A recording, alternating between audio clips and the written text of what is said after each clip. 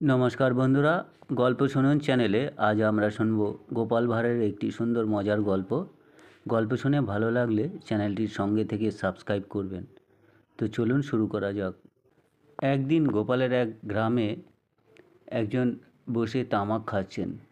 গোপালেরও ইচ্ছে হলো তামাক খাওয়ার। গোপাল কলকে পাবার আশায় বসে রয়েছে। গোসাই মাঝে মাঝে এসে জোরে টান দিচ্ছেন, আর তাতে গোপালের মনে হচ্ছে এই বুঝি এবার গোসাইয়ের তামাক খাওয়া শেষ হলো। সে অমনি হাত বাড়াচ্ছে কলকের জন্য, কিন্তু গোসাইয়ের আর তামাক খাওয়া শেষ হয় না। শেষে গোসাই বাবা বলে উঠলেন, কি হে, বারে বারে বেড়ালের মতো থাবা বাড়াচ্ছ কেন? কিছু দেখছো না কি? গোপাল বলল, ইঁদুর ভেবে হাত বাড়াচ্ছিলাম, কিন্তু এখন দেখছি এটা ছুঁচো ছাড়া আর কিছুই নয়। গোসাই বাবা এবার হেসে উঠলেন।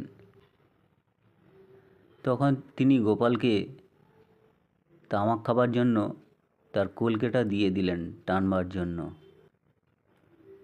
তখন গোপাল চুপ করে গেল।